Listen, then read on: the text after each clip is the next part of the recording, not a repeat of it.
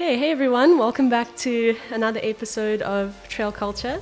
This week we have Cape Town local and Hoka athlete Matt Bouch joining us. He is a friend of the sport. He hasn't been on the trail scene for very long, but has managed to get some impressive race results behind his name, including a second place at UTD in the Miler 3 weeks ago.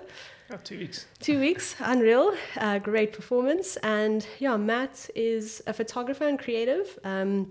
So if he's not spending time in the mountains, he's behind the lens and adding to the creative world, which is cool. So yeah, Matt, it's great to have you on the podcast. Thanks for joining us. Yeah, thanks for having me here. I'm really looking forward to hearing some of Matt's stories. We had a brief chat off air now, and then I realized, wait, we need to actually just click record and have all of this on record. But Matt, before we get into your UTD performance and kind of what you've been busy with, I think you haven't been on the trail scene, if I can say that, for too long. So I'm keen to hear kind of what inspired you to get into running and who you are as an athlete a little bit. So I read online that the Drakensberg is what inspired you initially. And I mean, you've just come from racing there. But when did you get into running? Take us through that journey. Cool. So I grew up in Cape Town. I moved to Joburg after finishing studies to work in the advertising industry. And after a couple of years of working there, you kind of take a look around and realize your lifestyle has dramatically changed. You're really just working all the time. So that was around 2017, I stopped drinking, kind of cleaned my lifestyle up a lot, and suddenly had time on my hands. And I was like, what do people do with time? And I started jogging and running and getting a bit active. At the same time, in tandem with that, I was taking photographs. A lot more landscape photography and with, again, a passion for the Drakensberg. So we'd started doing trips there, and the two kind of coalesced. I was like, well, the fitter I can get, the better places I can explore, the more access I can have to these mountains that I really like. Yes. So I started kind of training to hike to be able to be more efficient on the photography trips we do. You know, we were doing 5-6 day trips into the Berg. Yeah. And somewhere along the line, I'd get the actual date wrong. My girlfriend entered us into a half marathon, and I was like, okay, this is cool. I ran that, I think an hour 40 or something. Not knowing, I mean, I ran it in board shorts. I didn't know like anything about running. Nice. And yeah, slowly but surely we started doing a couple more of these little local races, some of the Drakensberg Northern Trail series, the Moernie Marathons, Oxpeckers, and I was finishing well. I mean, sometimes third, like always in a sort of competitive group, and I really enjoyed that. I enjoyed this process of trying something and figuring out and failing and being out in the mountains. And I think it's a pretty standard story with runners. You kind of get hooked. You get hooked on the process. You get hooked on the way it makes you feel. And I actually just started to really enjoy the connection I had with outdoors. It was something that without knowing, I'd been missing. Yeah. And I got a bit addicted to it, just going outside and exploring. And I mean, the Drakensberg, what a great playground. That's a really great place to start your running journey. Yeah. It's a tough place to start running. Yeah. But places like that, you know, the Bergers, you can explore there forever. Yeah. I mean, we've hiked north to south, most of the valleys and passes, and it just feels like a place that's endless in opportunity, and that's really exciting. Yeah. You know? I'm a bit of a nerd with maps, so you kind of conjure up all these routes you can do and places you can see. So cool. Yeah. And going back there, like for UTD, is it just like coming home? Because you're based in Cape Town now, so was that just great to go back? Daunting to go back, you know what's waiting? It's a special place. I mean, I definitely, when we were staying in Joburg, so I moved back to Cape Town in the end of 2020, so we are based here again, but I definitely don't get up there as much as I used to. The Cedarburg are now the local range, but the Drakensberg is, I mean, it's my favorite place on earth. So racing there is always something that I have a huge passion for. You know, it's the thing that Aaron, my coach, and I've chatted about. You have to run races that inspire you, that excite you. Yeah. And I think the Drakensberg excites me tremendously. So the race almost feels like a bit of a cheat because it's just exploring a place that I love. Yeah. Yeah, you're like, I get to do this. This is the best. Yeah. So yeah, it's always exciting going back there. Daunting because you know what you're in for. Yeah, yeah. And Matt, I mean, what is your first significant memory on the trails? I know you've mentioned like Moeni and being in the Berg, but was there, and you spoke about getting kind of hooked now, but was there a moment where you had this like significant, like, okay, I'm going to do this forever? You know, I'm going to get into running, and this is it's not just exercise. This is something a bit more deep than that. I suppose there's a couple of questions in there. The first sort of significant trail running experience, I think, is actually racing the Moeni Marathon, starting out decent weather at the bottom and climbing the pass, and it started snowing. Nice. And a couple of the guys, we were, the first 4 or 5 guys, we just stuck together. We're in running shorts, t-shirts, and it's snowing in the Drakensberg. Yeah. And sticking together and navigating across the top of the escarpment down the pass together. I suppose, looking back, that was like a sense of community that I hadn't felt anywhere else. We've done a couple of road runs where everyone's just focused on themselves, and I was like, this is a really cool sport. It's competitive, but there's a community, there's like some sort of soul to it. In terms of wanting to do it forever, I think that actually getting my butt kicked at the George Mutt 42K, I think it was 2021, and realizing this is hard, and I couldn't quite figure out why sometimes the day went well and other times the day went bad. Yeah. And it's when I started chatting to Aaron at Flat Rock and putting the pieces together. Like, if you take this seriously, you can actually, you can get something from it. And that sort of feedback loop of putting effort in and seeing the results, I think, is what's like really kind of hooked me. Yeah. And I mean, massive respect for Aaron. We've had him on the podcast before. We chatted about him a little bit now, but I mean, great person to have in your corner and kind of guiding you through the process. But like the coaching journey, Matt, I mean, was that an easy transition for you? I think some athletes respond really well when they get introduced to structure, and then others, it's like, oh, this now feels like work, or I'm not getting as much like joy out of just running. I get a lot of joy out of it, and if something's too structured, I'll just get a red slice on Training Peaks and kind of do what I want. Sorry, but no, I mean, my lifestyle, I work as a freelance film producer, so my lifestyle is generally quite unstructured. Yeah, I have projects that I work on. Things are kind of all over the place a lot of the time, and I found that the running structure actually is a good foundation for me, just outside cool. running for life, actually, knowing that there's something that kind of is the anchor point of each day. I respond really well to it. Also, I think it sets your mind at ease. You don't need to worry about what am I doing on a Tuesday. Oh, I know what I'm doing because I'm running up that hill a couple times, or you know what you're doing, and for me it works really well. That's and I great. know the same thing. Guys I train with will go for a run and we've got surges to do, and they're like, what are you doing? But I enjoy that. That's cool. We're gonna get into Matt's secret nerdy side and how he gets like super into stuff just now. But I think, Matt, you mentioned like you dabbled at Moeni, you ran the George Mutt 42, but I think the kind of your break into the ultra scene, or at least when you kind of your name started to circulate, was probably your second place at the Addo 76K. And I mean, early days, like, what did that look like for you? I mean, you said it was a hit and a miss, and then all of a sudden you're on the podium. You probably get noticed by, I don't know, brands, or you feel like, oh, the next time I race, maybe I need to do something here. So what did the early days kind of look like? So I think before Addo, that was 2022 or 2020, that was last year. Was it last year? That was last year. Okay, guys, so Matt's very new and is doing great stuff in the sports. It's very exciting. So the year before that, so I started with Aaron in 2021. Okay. July 2021, and I said to him, I want to run 100 miles. That was always the thing. Like, that's a distance that we'll talk about that later if you want, but that's always been the goal. Yeah. And I was like, I want to do it now, like in a week. Basically. I was like, if he signed me up for something in August, I would have done it. Yeah, every coach's dream. I want to run 100 miles next week. Let's talk about it in a year. So it's like, what you're going to do? Okay, because the furthest I'd run at that point was 42 Ks. Wow. Maybe a couple of longer runs in training, but anyway, he was like, we're going to build up. So I did the Cape Town Trail Marathon. The next step was Addo. So 2022 was the Addo 76. Yeah. I ran that just over 8 hours. Really happy with that for the day. The first time I'd run that distance. A month or so later, I ran UTD 100K.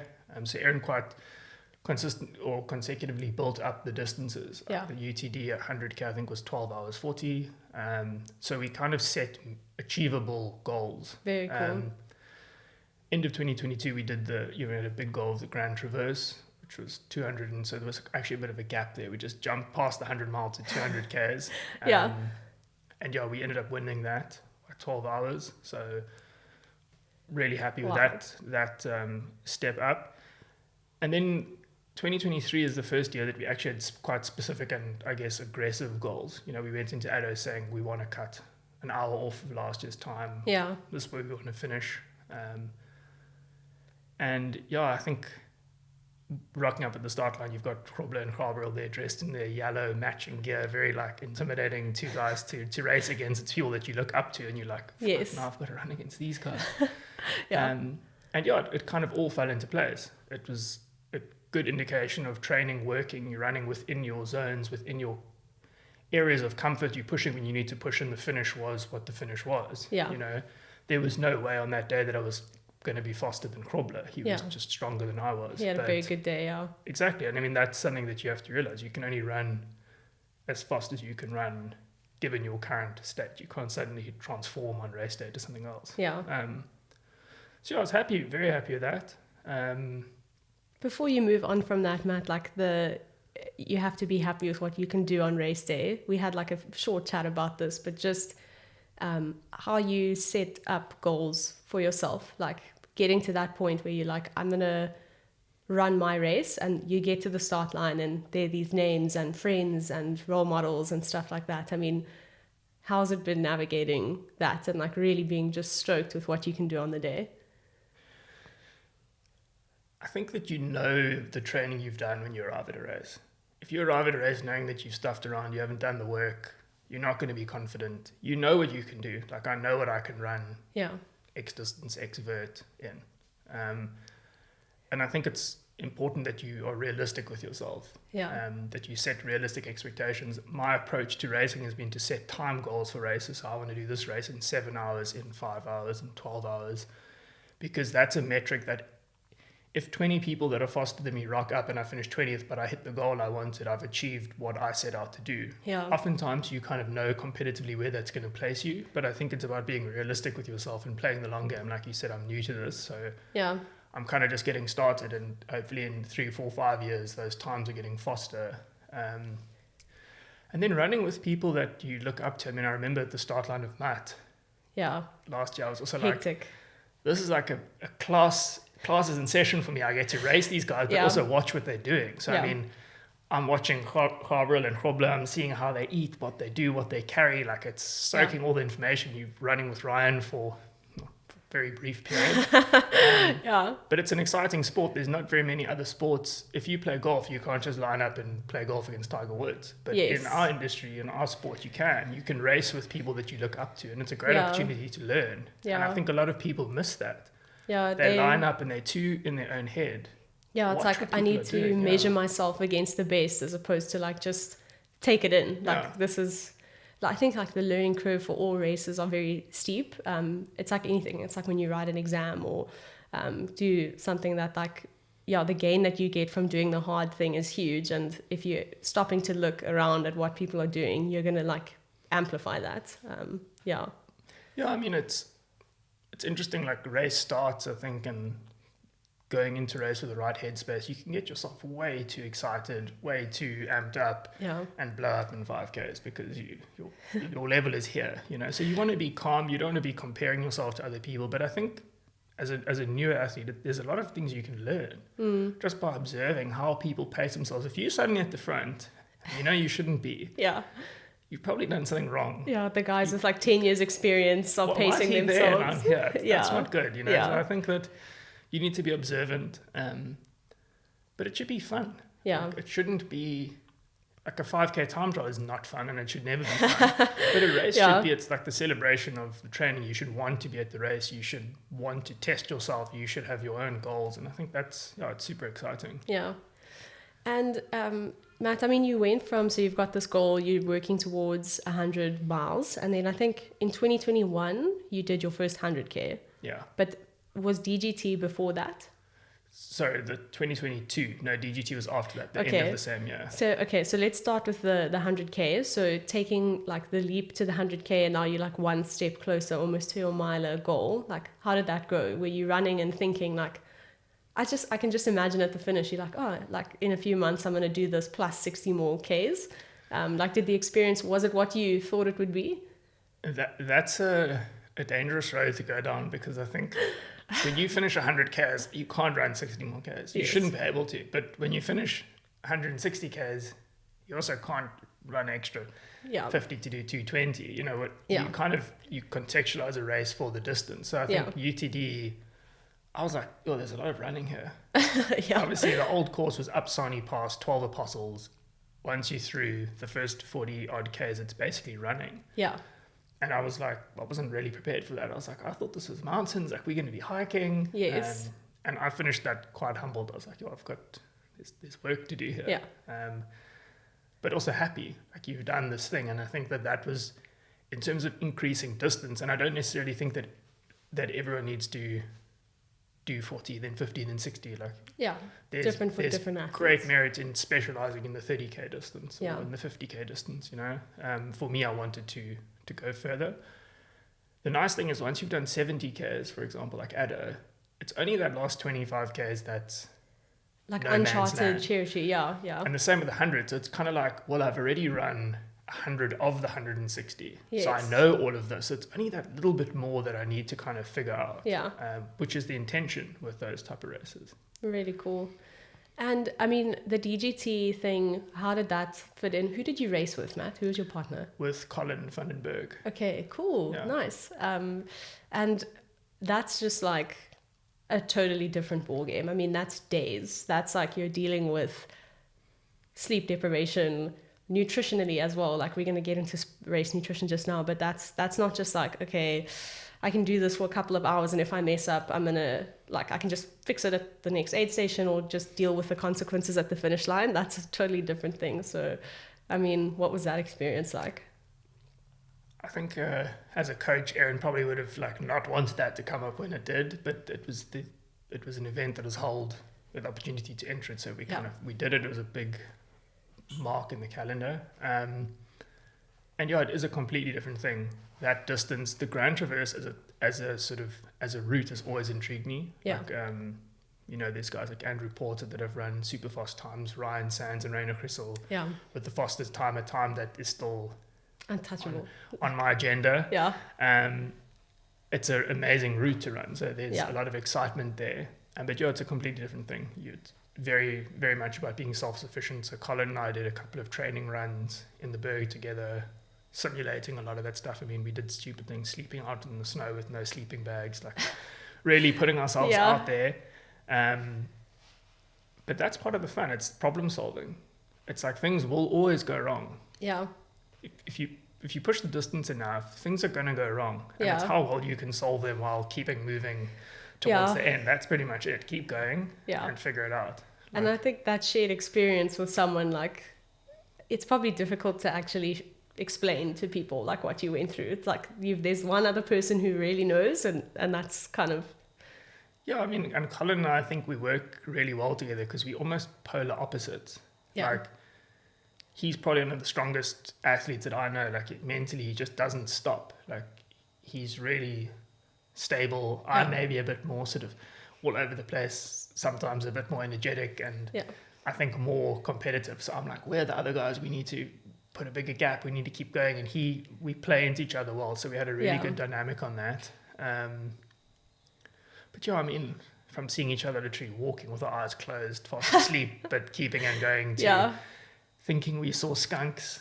Like, Colin was convinced he saw a skunk in the studio. I was like, they don't exist here. He's still, if you ask him today, he's still convinced that he saw what he saw. Oh, next level. But those things are, there are those experiences that you share with people. Yeah. And going back for DGT, is that like on the radar in the future, something you'd want to do? We're talking about doing another one this year. Okay. Like, just as a more casual, like a 4-day DGT. Yeah. But that's definitely something that I want to do. Very cool. I've actually got a longer project in the Drakensberg that involves the Grand Traverse and a little bit extra. Okay. A little bit extra. I'll let you know when. It's we're figuring out the logistics for that. Cool. Yeah, when you can talk about it, we'll talk about it. But and I mean, Matt, you've said now like the miler distance, it's something you always wanted to do. But when did you know that? Like, when did you have that first thought? Like, I want to see if I can run 100 miles. Well, I mean, when you put it on paper, it seems quite impossible. Yeah. You know, you start running, like I remember running with Shelf Life is a store in Joburg. They had like this little running crew and they'd run 5Ks. And I was like, how do you guys do this? Like under 20 minutes for 5K, that's crazy. Yeah. And then you set these goals, and 100 miles in the running community. I mean, obviously now there's these 200-mile distances and stuff people do, but 100 miles has always been the sort of gold standard for ultra distance. That's like the one. So you start the sport, you look at that and you're like, that's what I want to do. Yeah. That's what the cool guys are doing. That's the distance. What is it like? Yeah. And for me, it creates a really nice structure around training because you can only really do 1 or 2 a year. Yeah. So you kind of build up that, you know, you've got this 50-mile distance as a training race, something like pass to pass before UTD. Really cool, yeah. You know, I'll race in the Ultra Trail Montrose, a 60K ahead of UTCT later this year. It just creates a really nice framework, and it's a distance I enjoy. Like in 100 miles, you get to kind of test everything. Yeah. Like you can run, you can climb, you can feel good, you can feel bad, you go through the night, it's kind of all the pieces of the puzzle. Yeah, that's really cool. And you're starting to see like where are the areas that I still need to work on.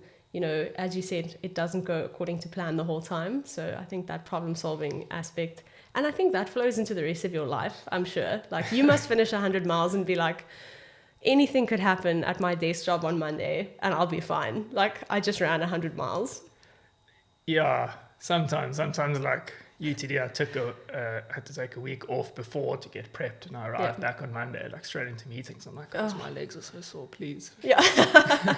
I think those post-race blues must be like so crazy. I've had this chat before. I think it was Grobler after Skyrun. Like he raced the 65, had this like super strong run, set up a new record, and then same thing, like straight back to work on the Monday. And then someone asked him, they were like, so really, like, what did you do this weekend? He's like, oh yeah, like I went to, you know, the Sky Run, and they don't know what that is, his colleagues, and they're like, oh okay, you know, and actually he's done this insane thing, and now he's sitting in a boardroom, and I think that's tough. But it's funny because you kind of like, it puts it into perspective, and I think like we were saying offline before this, like I take what I do seriously, but you have to not take yourself too seriously because I mean you're running in the mountains. Let's be honest, you can run far, you can run fast, you can do lots of stuff. But in the greater terms of society, it's like what you're saying with Grobler. You chat to your colleagues and they're like, okay, cool. So about the 10 o'clock meeting, it's just straight back to reality. Yeah. I mean, it does put into perspective. Like you don't need to take things. Yeah. Sometimes if you're in your own little community of people, you get wrapped up in this world of like, you did this and you got that segment. And if you get lost in that, it's dangerous because you lose perspective on... I was going to say the relief of having other stuff, and I'm going to ask you about other hobbies just now, but I think that's important, and anyone who's been injured also knows that like having other stuff that's important to you, NB, when you can't run, and especially if you live like here or in Cape Town where everyone's running, all your friends are doing it, they're all inviting you. I don't know if I'm the best example. I like went to an injury last year and I just panic bought a bicycle. Like, straight from the physio to the bike shop. I'm like, I'm a cyclist now. You're like, I'm all in. And did you do a gravel race in that time? Yeah, oh, nice. Like, you were really in it. Yeah. Gravel race, the Cedar, like I just dived head first. But I'm just like, you got to do what you got to do to get through that. And I mean, Matt, so into the UTD, like you had a great day out. I mean, I wasn't there, big FOMO, but like tracking everything. I was watching every Instagram story, following the dots online. And I think, I mean, you had the Mutt Miler almost this time last year. Mutt's in 2 weeks. That's crazy. And then you had, I mean, UTCT, we chatted about it earlier. You had a fall, so you didn't finish that mile, and it was quite early on. But between Mutt and UTD, like, what would you say you changed the most, if anything? I don't really think I changed anything. I think that my mindset towards things changed. Like UTCT, I put a lot of effort into it. I had a really good training build up. Like on paper, everything was great. I took a lot of work stress into that race. Like I was actually having calls right before the start, and Yeah. I underestimated the amount of mental resilience running that distance takes. You know, I went into it mentally fatigued. Yeah. And I think that for me over the last few months has been the biggest change, is to go into races in a better headspace, to be committed, but, you know, just not put so many eggs in one basket. I think to approach it with a bit of a more lighthearted, being easier on yourself mentally, I think. Yeah. So the training has been the same. I think after UTCT, luckily, I fell quite early on. I didn't have major fatigue. It took 2-3 weeks for my stomach to, I fell on my stomach to kind of get right, but I could roll through. So the training all carried over. Okay. And I was able to build consistently. So I think I had quite a good build from like October 2023 through, pass to pass went well. Had some cramping issues, which we troubleshooted and figured out. Nice. And it's been a good, consistent build. I think consistency is the good thing. We spoke earlier about like how training, hits and a miss, and training, it was like 100K weeks, then a break and this and that, and how a coach brought that structure. And I mean, lessons from Matt that you took into UTD, I feel like every time you do 100 miler, there must be stuff that you're like, I'm going to remember this like next time going in. Yeah, Matt was my first 100-mile race. So, I mean, I finished 4th there. I was also super happy with how that race went. I think there were a lot of learnings. I think I went way too hard in the beginning and paid for it at the end. Yeah. But other silly things like, Matt, I took this tiny little like small phone because it weighs less. And I was like, you know what? UTD, I carried my phone, and at times I'd put an audiobook in and listen to it for 30 minutes to just reset my thinking. Things like that, small little quirks. I'm trying to think of specific things like the nutrition. We dialed in a little bit. I think I spent less time in aid stations at UTD. Okay.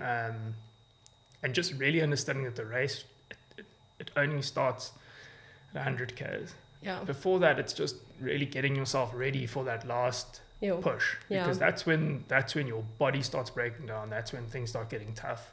And if you've burnt all your matches early on, you're going to have trouble later. And that was exactly what happened at Matt. I think I went effort-wise and intensity and mental, the mental game too hectic in the beginning. Yeah. By the end, I was like, I'm just tired. Yeah, you're like, I don't have anything left to give. The world is kind of a bit empty. Yeah, exactly. Yeah. And I mean, so take us through UTD, Matt. Like, how did it go? I mean, you had company for 100Ks, which is cool. I always seem to have company on races, and it's often one of the backscarf guys. I don't know, maybe that's the secret. Run with them. We started. The pace from the beginning wasn't hectic. I think everyone took it respectfully. They were like, Lesotho is high, the terrain is difficult, we're going to set off at a respectable pace.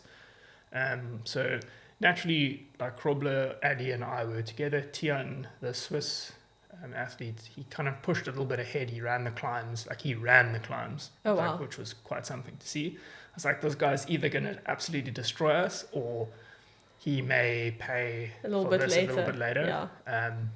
So he led through Lesotho. We caught up to him just before the second pass, before we descended Sani Pass. Yeah. And it wasn't necessarily an intentional decision to stick together. We were running at the same pace. Yeah. And I think we all realized that trying to make a move or do something do something competitive at that point was to our detriment. Yeah. There's that clip of us running along 12 parcels together like a little pack. I think it worked for us. I think we realized that if we stick together, we can put more ground on everyone behind us. We feed off each other. I mean, there were times when I would lead, when Addy would lead, when Krobler would lead. We just kind of pulled each other along. Yeah. And I think that you, as an athlete like that, it's the same that happened at Matt with Gabriel and I. It wasn't a decision like we're going to race together. It just made sense for us to stick together. Yeah. You work better as a team. Yes. Almost feels like cheating a little bit sometimes, because you have people to lean on. Yeah. We ran together through to the pacing section at about 60Ks. Addy didn't have a pacer, but Gabriel paced Krobler and Colin paced me. So we were again like a bigger pack running together, and everyone would exchange leads. We moved efficiently.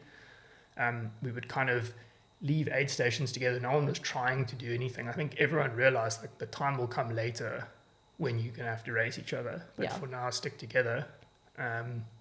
I mean, we saw a little snake on the trail. We saw a porcupine. Yeah. We had all sorts of chats. I mean, Addie and I spoke about work, life, training. Yeah, that's so cool. Are you eating? Am I eating? Like, where's the aid station? Whose light is that behind us? Like, Yes. every Love it. manner of conversation. Yeah.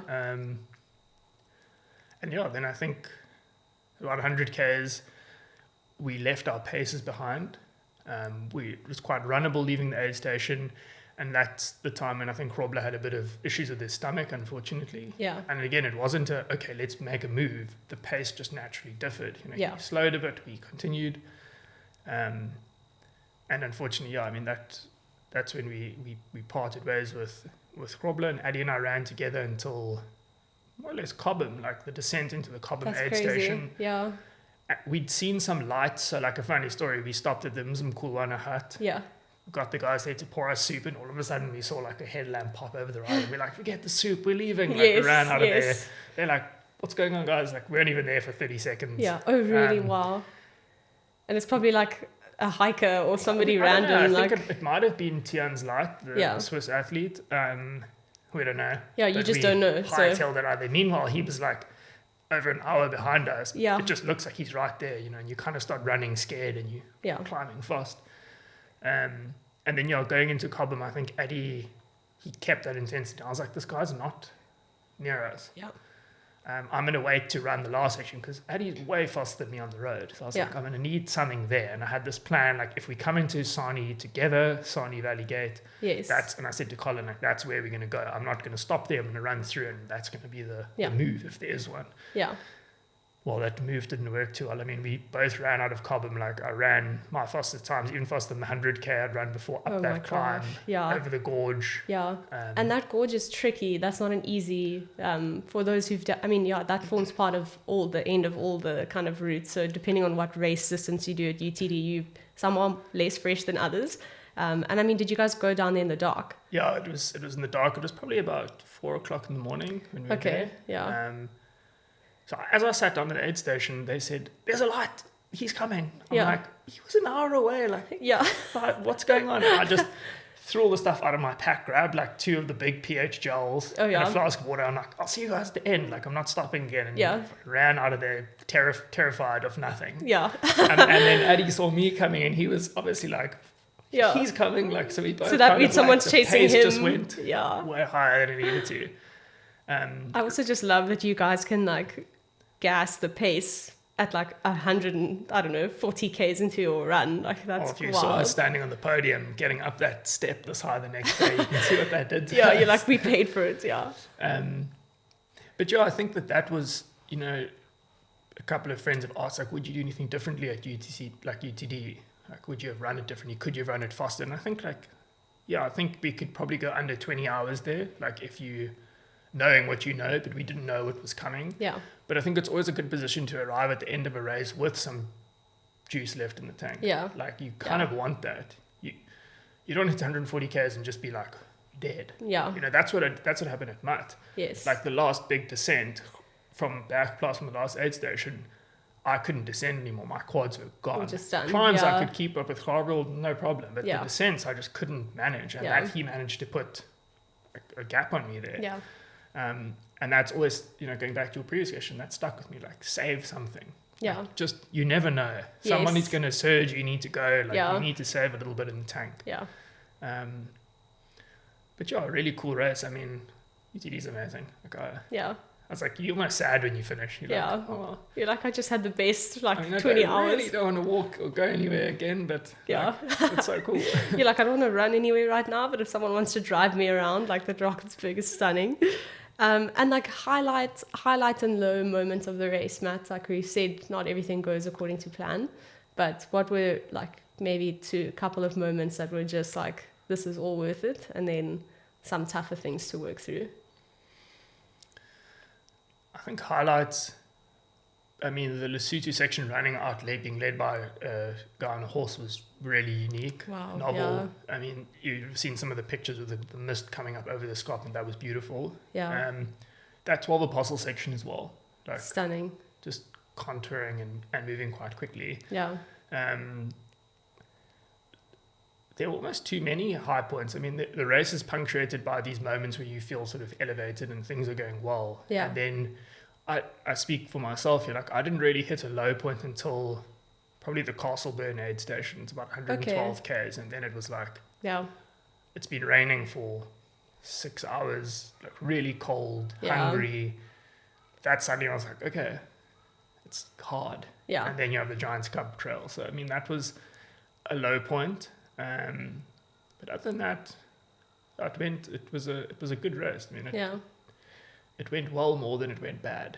That's great. That's like what you want at the end of the day. And like nutrition wise, Matt, we're going to dive into that like very soon. But do you feel like I know you had a plan going in, and did you kind of execute, or was there a bit of problem solving? Like, can't keep that down. Does someone have a Marmite sandwich for me? Like random cravings mid race? No, not really. Like I definitely ate less than I should have.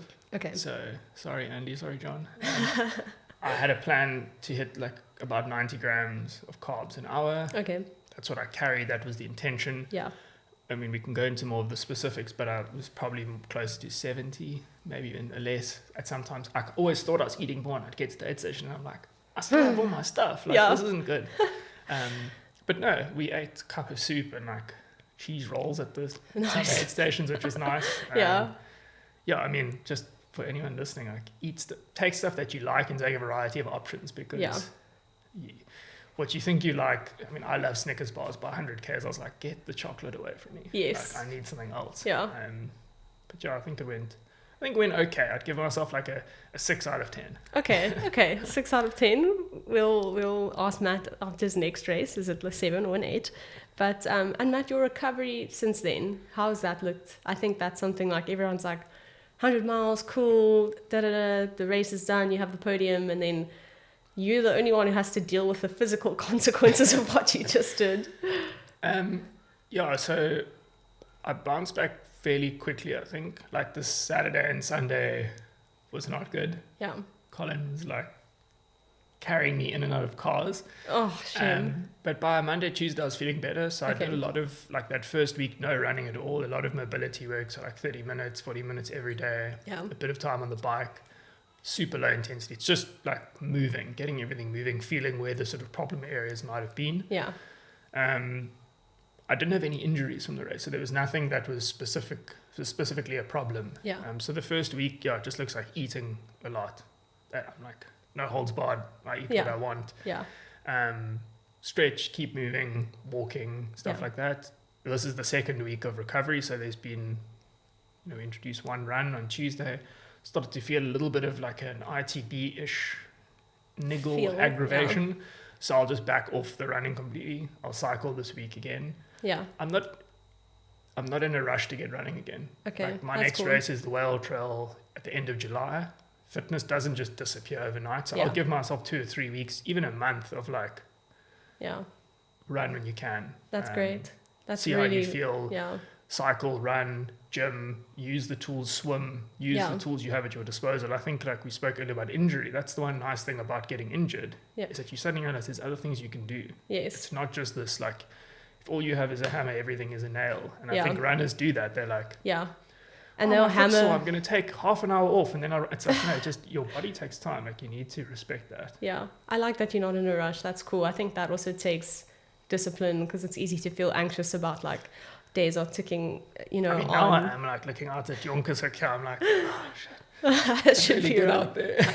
I know, in this weather, like going in, I think it's easier when the weather's like shocking, and now it's like this like autumn has been like stunning. So good. Yeah. I'll just block it out when I drive home. Like it's no mountains here. But and recovery wise, like even just like eating after your race. I know this is a bit of a strange question, but I think with a lot of runners, people feel like they have to earn their calories sometimes, not always, but when you're not training, then I think it's the first thing people are like, oh, I'm not training, I should, I'm recovering from a race, but I should restrict nutrition. And I'm like, I feel like you should not do that at all. You've just done an insane amount of work. Kind of the calories that you're burning post-race goes on for days. And just to allow recovery to take place supporting that with good nutrition choices is a good idea. So how does that look for you? Are you quite dialed into your like day-to-day nutrition as well? Yeah, I mean, day to day, look, I don't track calories meticulously. I don't weigh meals. I'm not super hectic with it. I started working with Andy Brodziak from Tritanium a couple of months. My perception of time is really bad. Probably late last year. Yeah. And we looked at my diet overall, and basically you want to eat a variety of whole healthy foods. If you're getting a variety of foods in, you want to give your body the nutrients it needs to be healthy and recover and perform well. So I don't really restrict myself. I don't drink alcohol. I try not to eat a lot of sweets after a race, mostly because you just like shoved sugar down your face for 20 hours. I never want to see a gel again. So I think generally is eating enough. Like if you're training 20 hours a week, you can't eat enough. Yes. Like you are always going to be in a deficit. The unfortunate thing is, like, I mean, ask Addy and Kroppler, like early on in the race, I think we were still in the suit, we were talking about what we're going to eat. I'm like, pizza, I'm so hungry. Like, I really feel like a good wholesome meal. And then afterwards, I mean, we finished at 6 o'clock in the morning. You kind of go back and try and sleep. It took me like a whole day to eat a toasted sandwich. Oh, so it was just getting caught up. But by the Sunday, Monday, Tuesday, it's like... You just constantly. Just constantly. So I think, I spoke to Jess Mania about this in an article before. I think it's, if you have good options around you, you'll choose good things to eat. Yes. So like a little bit of forethought, buy a couple of healthy bars, fruits, things that you know you want to snack on, put that stuff back in. But I think the week or two after race, I'm just quite easy with myself. Yeah. Like, it's downtime. Yeah, you're like, I can just eat whatever. I'm hungry and that's it. And Matt, I think so there's like good segue into the nutrition section, and I was really excited to ask you about this because I feel like either people miss this totally or they totally overcomplicate it. And I read a post of yours before UTD, and it seems like you've kind of found the happy medium, or like at least this is something you're taking an interest in, which is cool. And so, Matt, these are his words. He's a nerd. So he kind of gets really into the scientific side of data and listens to books and podcasts and all sorts of stuff. But when did you start taking like a dive into the nutrition thing? Like in race, figuring out what works for you? I think you start running and you do the same thing all runners do. You like buy whatever's in Discam. So you like have goos and stuff, and you don't know really what it's doing or when you should be taking it. Sorry, Raiden, I'll put you on the spot here. Like a friend of mine, Raiden, like I started running with him, and we used to go out and run 20, 30 Ks with nothing. Just like no water, no food. We kind of thought like, well, if you do that, you're going to get stronger and teach your body to be stronger. And you just like hit the floor. Yeah. And I think if you're going to put all the effort into training, nutrition pre, post, and during races is such a critical part of performing. Yeah. For me, for a lot of people, it's a low-hanging fruit. Like, if you're feeling tired during a run, bonking feels a lot like lack of fitness. Yeah, that, like, no sugar, no energy, you feel, like, fatigued. Yeah. A couple of gels and you suddenly start feeling better. Yeah. So, as I've taken it more seriously, I think I've just paid more attention to fueling and trying to be a bit more intentional with it, and really just practicing stuff in training, I think is... Yeah. It's interesting that I wouldn't consider myself like amazing with like nutrition. Yeah. But it seems like I get asked a lot about it. I was maybe it's because say, like I do take it slightly more seriously than other people. I think it's a huge part of it. I mean, the first person that actually kind of painted a picture for me was Tony McCann. So she obviously coaches at Flat Rock as well, and it was before UTD. She gave me a couple of things I could eat. She was also like, you need to eat way more. Yeah. And she mapped it out and she explained to me like when you want to use caffeine, when you want to take a gel, when you should look to eat solids. And I was like, this makes so much sense. Yeah. Like when you think about it, it's logical. You know how to eat. Yes. You know when it feels good. You know when it feels bad. Like it's such an innate thing. Yeah. And paying a bit more attention to it, I think, makes a huge difference. Yeah. I think, I wanted to ask how many people have messaged you about it, because I would see you would post every now and again, like an Instagram story, and you're like, this is what I ate. And Tony does the same, like post-race, she's like, this is how much caffeine I took in, this is how many calories. Like she gives a super nice breakdown. And it's always like, it's funny for me because I'm like, you read how much you guys take in. So, I mean, you were aiming for 90 grams of carbs an hour. That's like the upper end. And it takes a while to kind of train your gut to get there. And then you'll still have, and I'm guilty of this, where I'm like, oh, no, I can just survive, or I don't need to do that. And I'm like, this is what the guys at the front end of the field are doing. And it's like, you're going to be out there for longer. If anything, you need to be eating more. Yeah, I mean, it's, what you don't realize is that what you eat now in the first few hours is not necessarily just benefiting you immediately, it's saving you later. So like if you dig yourself a hole in the beginning by holding back and being cautious, I mean, there's a line to it. You can't just like shove stuff down. You're going to get sick, and that's more of a problem. But you need to put stuff in. You need to put it in early, and you need to be consistent. So eat consistently, drink consistently. I mean, the hydration side is an even more complicated thing that we can chat more or less about. I mean, these are all levers that you have to learn how to pull and problem solve and figure out what goes wrong. I mean, it's difficult to do a full 100-mile what I ate because it's like a box of stuff. I try to keep all the wrappers afterwards. I'm like, what did I actually eat? Be like, okay, well, I ate way too few gels. Like at UTD also, it's like I want to strategically take caffeine. I realized like I got the boxes kind of mixed up and ended up eating like, I don't know, probably 12 caffeinated gels. Just that's like, much. I didn't sleep for 4 days after UTD. I just started sleeping now too. But so this is actually a cool thing. Matt's episode is going to be one of the first ones that's going on YouTube because I'm finally catching up. Well, I've got other videos, but it's a long story. But we have here a Matt Bouch. Oops. I don't know, what is this? Pack? Castle burn? I'm like, was this what you were supposed to eat and you didn't? Or was this your options? When I was getting ready to come and chat to you, I still haven't unpacked all my like nutrition stuff from UTD. Cool. And generally what I would do is I'd pack everything into a pack. So this one is Castleburn, so I know when I get to Castleburn, this is the one I grab.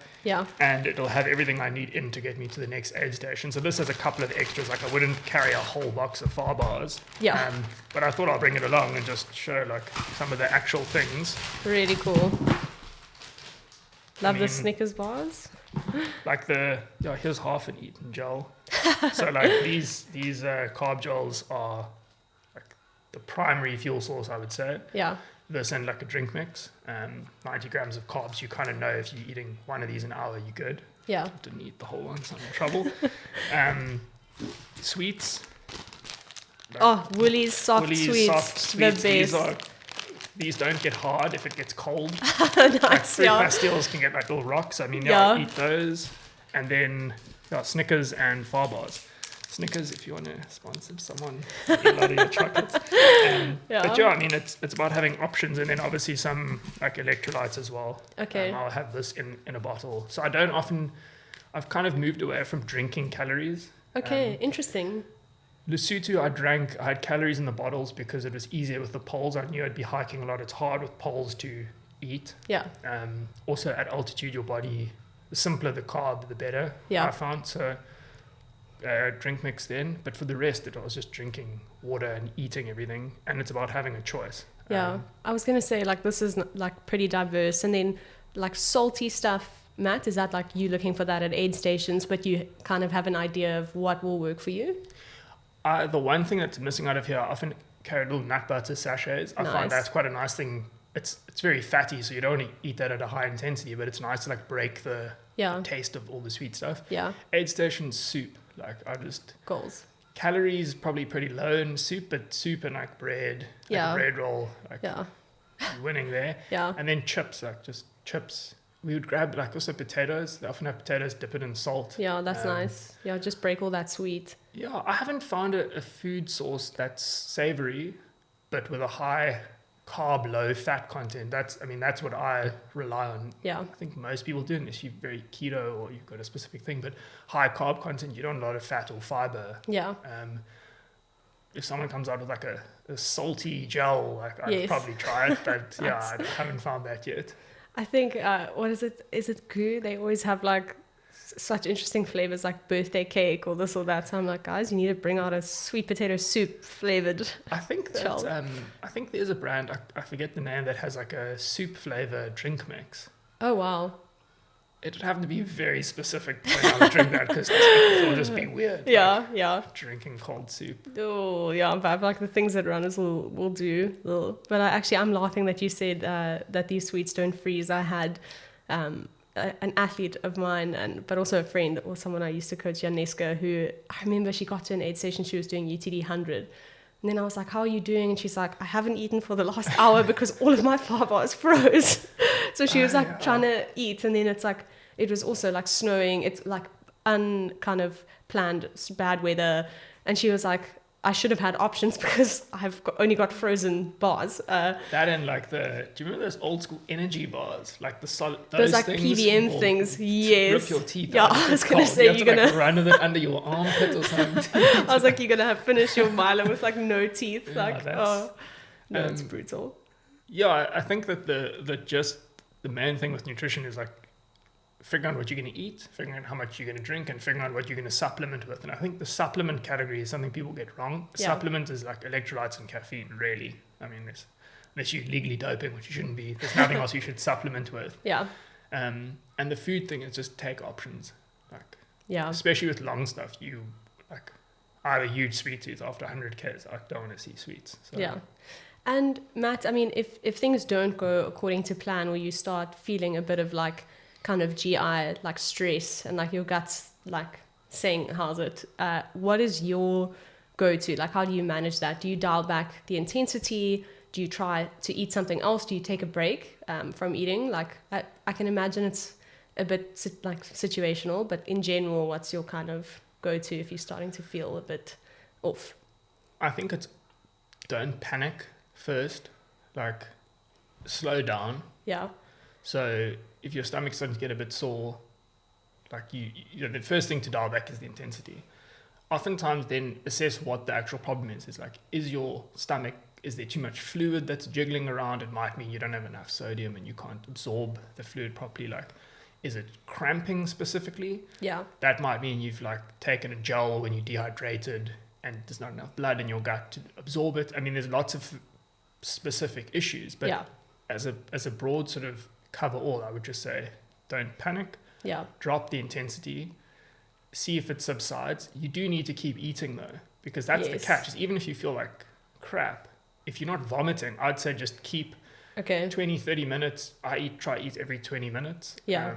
Just try and keep getting stuff in and see if you can keep it down. If you do end up vomiting, well, oops, carry on eating. It doesn't stop. Like if you're moving, you need to eat. So it really is a tricky thing to know. And I think that GI distress, it's often the scariest thing for people because it's like it can happen at any time. Yeah. Like I've been having a really strange problem lately with cramping in races. Like I cramp.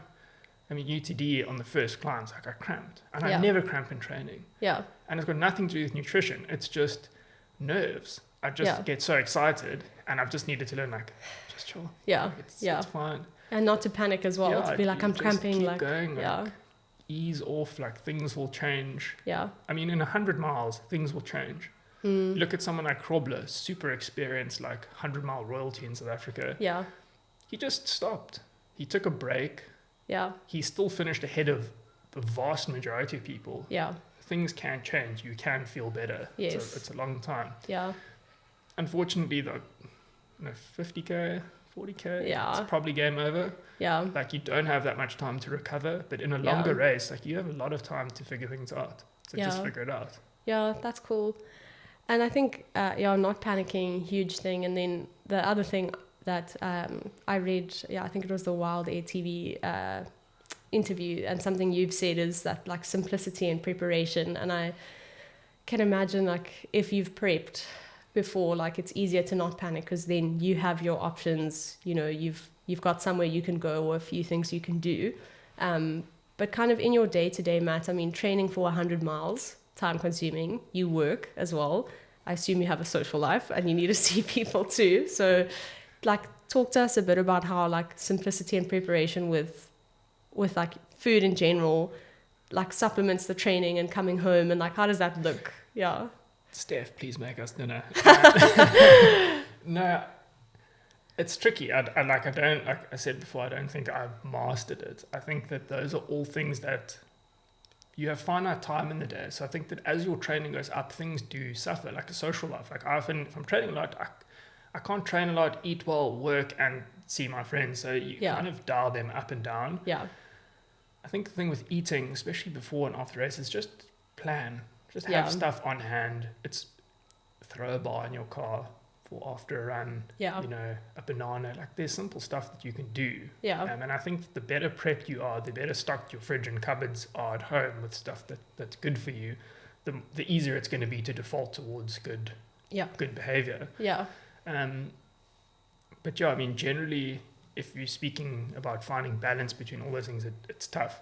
Yeah. It is just tough. I mean, my work situation is project based. I get times when I can pretend I'm a pro athlete for a few weeks and train and rest and sleep and do all the stuff. Yeah. And other times you're waking up at like 4 o'clock to train in the morning and then working for 10 hours, 12 hours, and then squeezing a 30-minute ride in when you can. It's about finding those gaps, you know? Yeah. And I think I saw, travel as well for you, quite a big thing. I think last year I saw you were traveling somewhere, I want to say like Thailand or something, and you guys were like trying to put your runs in like, if anyone knows what the traffic is like in like East Asia, it's like wild. And then you guys are like trying to do speed sessions between the tuk-tuks and stuff, and I can imagine like good nutrition choices, it's hard because it's like you're traveling and you don't know what's available, so maybe even planning a bit and having options there is also a good. Yeah, I mean, I'm going to Brazil on Monday for 3 weeks for a shoot. Nice. So then you also like, which hotels have gyms and like, what exactly is your menu? Yes. Not quite the menu, but a couple of the guys like Simon Pocock and Ramon, I work with them, they're photographers and filmmakers. They know if you're on a shoot with me, like it's kind of planned around being able to run. So I'm like, that hotel's got a dirt road at the back. Let's do some stuff there. Nice. But yeah, it really is just finding time when you can. I think also like this is something I've learned, Erin's probably taught me this, is not being so hard on yourself. Yeah. Like 2 weeks of chaos at work, it's probably better just dial back the training. Yeah. Chill. That's a stress. Your body responds to a stress. It doesn't know what the stress is from. If you're stressing yourself with work, with life, with training, you're going to burn out. Yeah. You can't cheat that. You can't pretend that you didn't have a hectic day at work and go and hammer like a 3-hour session of it. You're gonna hurt yourself. Yeah. So just taking it easy, I think, being a bit kind to yourself, which is, I can really see people rolling their eyes because I'm not the kindest to myself all the time, but work in progress. Yeah, I'm also like, this is why you have friends. They remind you, like, that's the hardest message for yourself, but I'm sure you're like the first person to say to a mate, like, oh, Bruce, just like relax, it's okay, take time off. I mean, I'm not going to, but you should. Yes, rest. Like, you look like you need it. I'm gonna go. I'm gonna do this, but take a nap. Like, see you later. And Matt, adventure-wise or race-wise, like, what's up next in the pipeline for you, other than going to Brazil on Monday? I've got the Whale on Cool. the end of July. So nothing in June. I work, I've got quite a busy schedule in May, so a bit of a recovery month, if you will. Come back, build through June. I'm going to do the OT Destination gravel race. Nice.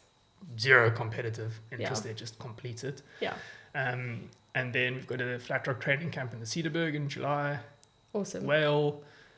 And then we're going to be in Chamonix for UTMB week. Cool. Is that like, are you going holiday, running, work? Holiday, and then to race Ultra Trail Mont Rosa, the 60K. Nice. And then come back and actually got an adventure race in September. Oh, cool. So the No Frills, No Fuss. Yes, like Brundle, nice. And then UTCT at the end of the year. Okay. That's the plan for Are you now. taking a crack at that miler? Yeah, that miler. Yeah.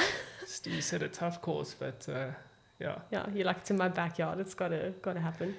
Yeah, it's a big it's like a mental block now because the way it went last year, I want to do it. I kind of wanted to do Sky Race this year. That was the plan. Last year I was like, cruise through UTCT, Sky Race 2024. And I'm like, okay, UTCT is going to take another shot. Another round, yeah. But yeah, super excited for that. So awesome. Kind of the year mapped out, I think. Very cool. I'm excited to keep an eye on that and see how that all goes. But Matt, this has been really cool, very informative. I'm stoked about the nutrition stuff. I feel like there's going to be a lot of questions after this even. People are going to get into the specifics. And I'll put links in the show notes. I think Precision Fuel and Hydration, I'll stick in there. And you've mentioned the names of 2 guys that I'll kind of get their info. I think they're helping you with the nutrition side of things. Yeah, Andy Brodziak, is a coach from the UK, South African guy, and then John, who runs Carbon Endurance, who distribute Precision in South Africa. Super knowledgeable. Yeah, really cool. Yeah, give them a shout. Yeah, so I'll put all of that in the show notes, and like just so cool to hear a little bit about UTD, how that went for you, and like I'm like we've said, like this is only the 3rd year of kind of serious running and racing for you. So I think the next couple of years is going to be exciting. Yeah. Yeah, I hope so. There's a lot of cool stuff to do. So. And Matt, last round off question. I've actually recently updated this question, but what is a hobby or a skill like outside of running that you have that maybe a lot of people don't know about? I think a lot of people. I mean, I'm a photographer, so I think landscape photography is a hobby outside of this. Maybe a skill or a nerdy interest. I love Google Sheets and organizing info there as a producer. So yeah, that is so cool. I'm pretty good with Excel and Google. Yes. Maybe people don't know that. Oh my gosh, that's actually ringing a bell. I think Mence once mentioned to me, he was like, dude, do you know that Matt Bouch guy? He is so organized. And I was like, oh, like that's interesting. Yeah, it helps with racing. I can put everything into a chart and calculate how much I need to eat. And that's epic. Oh, your crew must just be like, our jobs are easy. Wow.